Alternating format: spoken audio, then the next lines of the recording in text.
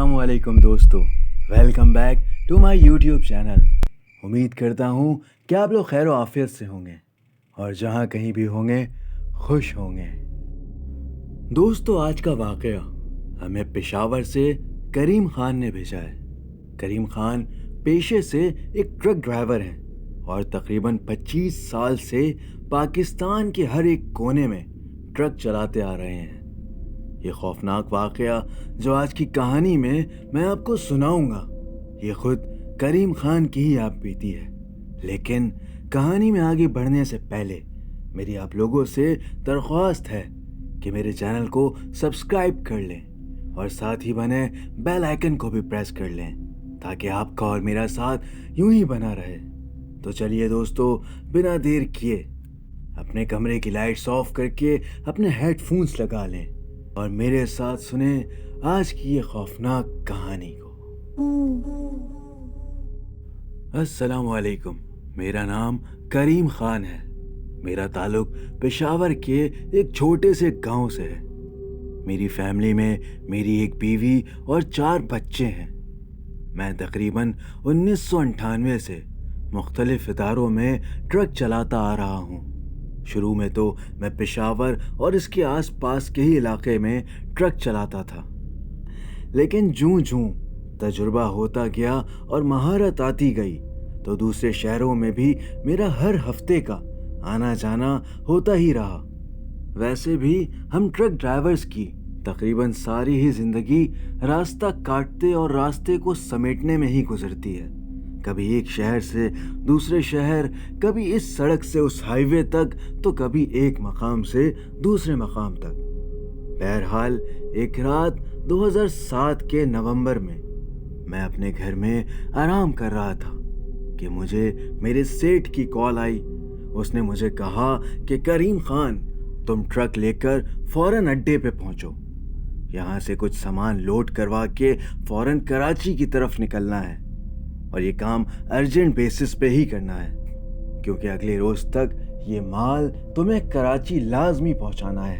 कहते हैं कि मैं काम के मामले में और सामान की नकलो हमल के मामलात को लेकर काफ़ी जिम्मेदार था और यही वजह थी कि जब कोई अचानक ऑर्डर आता या कोई जिम्मेदारी का काम होता तो अक्सर सेठ मेरा ही इंतखाब किया करता था। खैर, मैंने रात के तकरीबन 8 या 8:30 बजे बताए हुए अड्डे पे पहुंच के माल लोड करवाया और बताए हुए रास्ते पे कराची के लिए निकल पड़ा। पेशावर से कराची का सफ़र तकरीबन 1500 से 1600 किलोमीटर्स का था, जो मुझे मुमकिना तौर पे 18 से 20 घंटों में ही मुकम्मल करना था, जो कि उस वक्त के हिसाब से थोड़ा मुश्किल था। लेकिन मैंने अल्लाह का नाम लिया और निकल पड़ा। वैसे अमूमन इतने लंबे रास्ते पे निकलने के लिए हमारे साथ अक्सर एक हेल्पर या दूसरा साथी लाजमी होता है, लेकिन चूंकि ये माल बिना इत्तला के हमारे पास अचानक आया था और इसकी डिलीवरी भी फौरी थी और इत्तफाकन उस वक्त हमारे बाकी बंदे पहले ही अपने ट्रक को लेकर निकल चुके थे, तो वक्त और हालात के पेश नज़र मुझे अकेले ही इस ट्रक को लेकर निकलना पड़ा। कहते हैं कि सामान लोड कराते कराते रात के कुछ 10 बज चुके थे और मुझे अभी पेशावर से कराची के लिए निकले हुए कुछ आधा घंटा ही हुआ था। मैं रास्ते पे से गुजरता हुआ ये सोच रहा था कि अच्छा हुआ मैंने आज शाम थोड़ा आराम कर लिया, वरना बिना सोए इतनी दूर का सफ़र काफ़ी मुश्किल और रिस्की हो सकता था। और इन्हीं मुख्तलिफ सोचों में मैं अपना ट्रक उस रास्ते में भगा रहा था। मुझे मामूल के मुताबिक आज सड़क काफ़ी सन्नाटे और तारीकी में डूबी लग रही थी। सड़क पे इक्का दुक्का गाड़ियाँ भी नहीं दिख रही थी। महीना नवंबर का तो था ही, तो सर्दियाँ भी अपनी उरूज पे थी। मैं यही सोच रहा था कि अचानक ट्रक के दरवाजे से तेज़ हवा का झोंका अंदर ट्रक की तरफ आया और उसने मुझे ट्रक के शीशे चढ़ाने पर मजबूर कर दिया। मैंने ट्रक का शीशा बंद करके अपनी शॉल जो मैंने ओढ़ी थी उसे ठीक करता हुआ मज़ीद उस सुनसान सड़क पे अपने ट्रक की रफ्तार बढ़ाता हुआ चलता गया। नज़र घड़ी पर पड़ी तो रात के 12:30 हो रहे थे। मैं उस वक्त तक पेशावर से काफ़ी आगे आ चुका था, लेकिन अचानक मुझे याद आया कि मैंने रास्ते से डीजल तो भरवाया ही नहीं, और अब जब रात का 1 बजने को आ रहा था तो मुझे ये बात काफ़ी परेशान भी कर रही थी।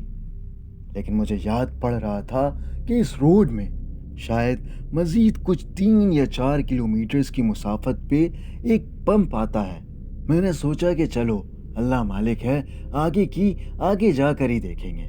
और ये सोच के चंद मिनट्स बाद जब ट्रक मज़ीद और आगे गया और मुझे उस सन्नाटे में रोड के बाएं जानिब एक रोशनी दिखाई देना शुरू हो गई, तो मैंने दिल ही दिल में अल्लाह का शुक्र किया कि शायद ये वही पेट्रोल पंप होगा जिसके बारे में मैं सोच रहा था। और जब उसके पास पहुंचा तो वाकई वो वही पंप था। मैंने ट्रक को पंप के पास पार्क किया और डीजल भरवाने के लिए नीचे उतरा तो पंप के इंतज़ामिया ने बताया कि अभी डीजल की भराई नहीं हो सकती क्योंकि हमारे पास डीजल ख़त्म हो गया है। कुछ देर में डीजल का टैंकर आएगा और उसके फिलिंग के बाद ही हम आपको डीजल दे सकेंगे। जिस पे मुझे काफ़ी परेशानी हुई क्योंकि इनके सारे मामलात में कम से कम 1.5 से 2 घंटे तो लग जाने थे, और इस पंप के बाद 20 से 25 किलोमीटर्स तक कोई और दूसरा पंप नहीं था। खैर, मैंने आगे जाने के बजाय यहीं इस पंप पे इंतज़ार करना बेहतर समझा क्योंकि मुझे नहीं पता था कि मेरे पास मज़ीद और कितना डीजल मौजूद है। क्या मैं इस मौजूदा डीजल के बिना पर यह मज़ीद 20 से 25 किलोमीटर का सफ़र तय कर भी सकूंगा या नहीं। खैर, मैंने वहाँ रुकना और इंतज़ार करना ही बेहतर समझा, और चंद घंटे के इंतज़ार के बाद जब डीजल का टैंकर आया और मैं डीजल जब भरवा के वहाँ पंप से निकला तो उस वक्त रात के कुछ 3 बज चुके थे। मुझे एक तरफ खुद पे थोड़ा गुस्सा भी आ रहा था कि मुझे ये सारे मामलात लोडिंग से पहले ही निपटा लेने चाहिए थे। बहरहाल मैं ट्रक में बैठा और एक बार फिर एक्सीलेटर पे पैर रखा और ट्रक को रोड पे भगाता हुआ ले जाने लगा। रोड बिल्कुल सुनसान और अंधेरे में डूबा था। मैं अभी उसी रोड में थोड़ी ही आगे गया था कि मुझे बाएं जानिब एक रास्ता दिखाई दिया जो बज़ाहिर दिखने में कोई शॉर्टकट मालूम हो रहा था। मैंने ट्रक साइड पे पार्क किया और वहाँ उस बाएं तरफ जाके इस बात की तस्दीक करने की कोशिश की कि वाकई ये कोई शॉर्टकट साबित हो सकता भी है या नहीं, क्योंकि अगर ये शॉर्टकट होता तो इससे मेरे तकरीबन 60 से 70 किलोमीटर्स का सफ़र बच सकता था, और जो पीछे पंप पे वक्त ज़ाया हुआ था वो यहाँ सेव भी हो सकता था, और मुझे कराची भी तो वक्त पे पहुँचना था। तो इन सूरत हाल के पेश नज़र मैंने ट्रक को उस शॉर्टकट वाली सड़क पे उतार दिया।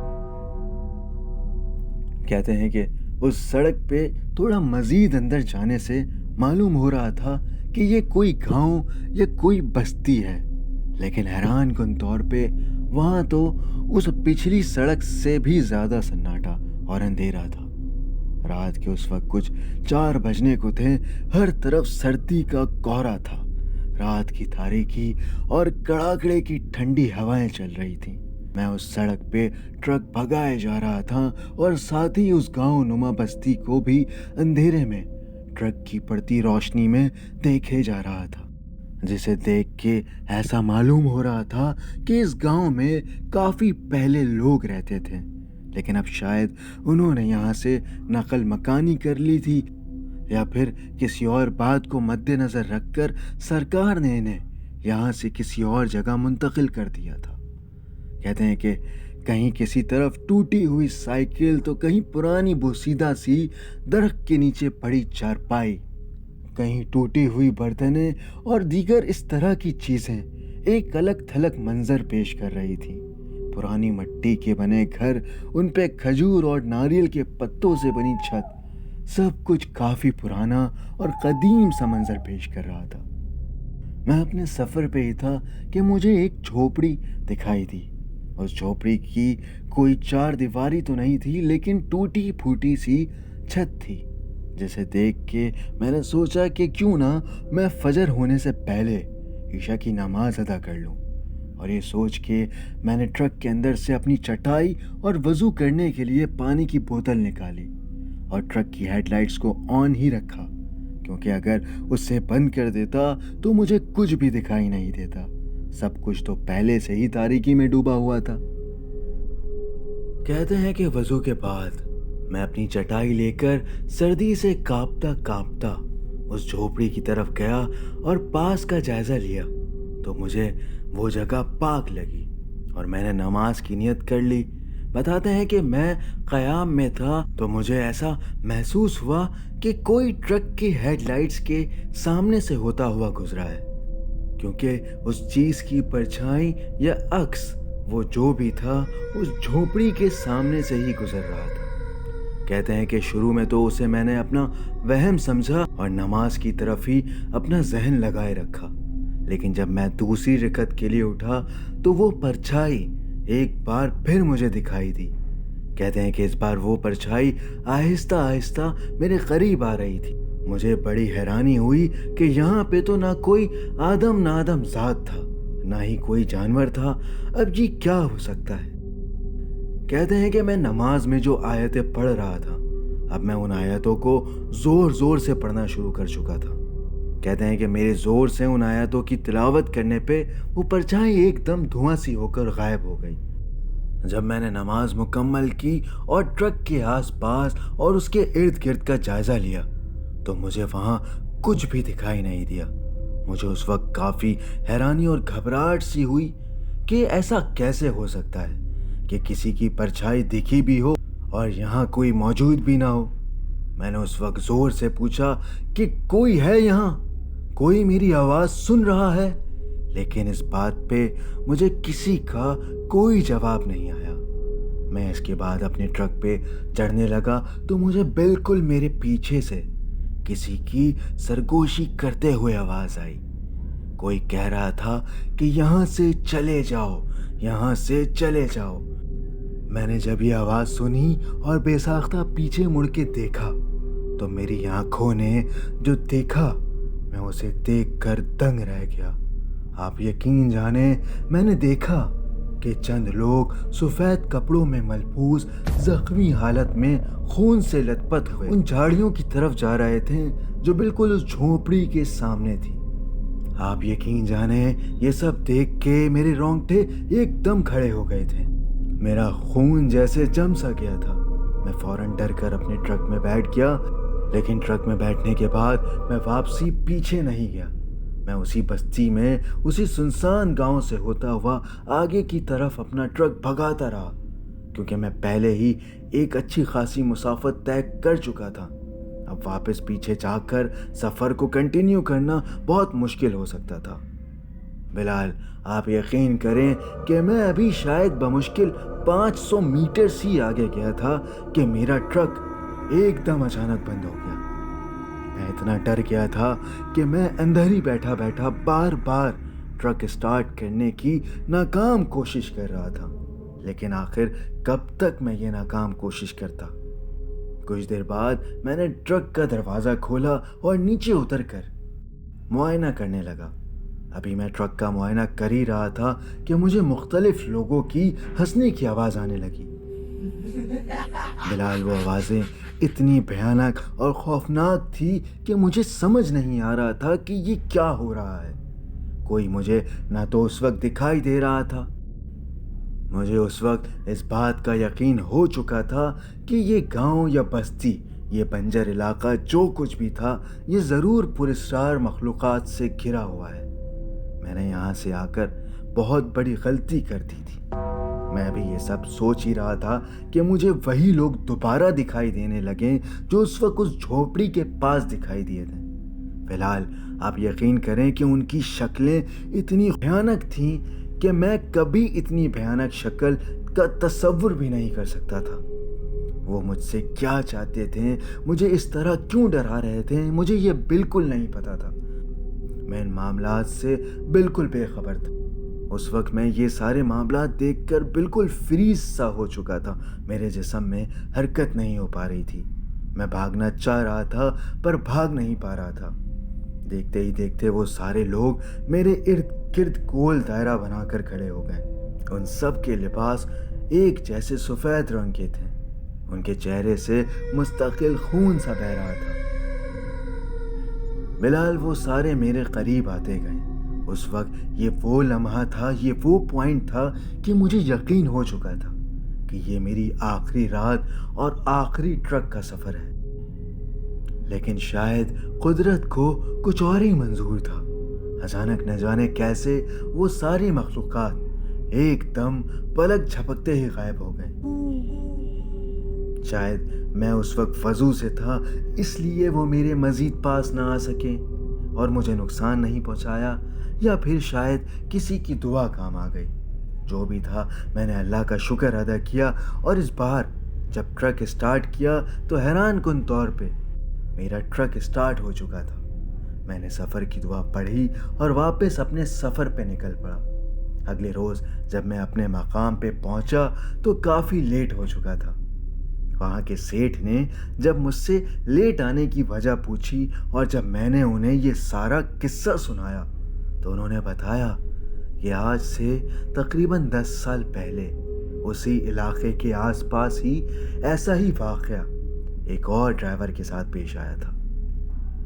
بلال، لوگ اکثر جنات اور دوسری مخلوقات کا چہرہ، ان کی بناوٹ کا تصور اپنے ذہن میں کر سکتے ہیں، لیکن اگر میں آپ کو سچ بتاؤں تو یہ مخلوقات دکھنے میں اس قدر ڈراؤنے اور خوفناک ہوتے ہیں کہ آپ جب تک انہیں دیکھ نہ لیں ان کی وحشت اور خوف کا تصور تک نہیں کر سکتے۔ اس پراسرار واقعے کے بعد آج تک میں نے کبھی کسی شارٹ کٹ کا انتخاب نہیں کیا۔ اس کے بعد بھی میرے ساتھ اور ایسے ہی دیگر واقعات پیش آئیں، لیکن وہ پھر میں کبھی آپ کو ارسال کروں گا۔ So that was an interesting story جو کریم خان نے ہم سے پشاور سے شیئر کی۔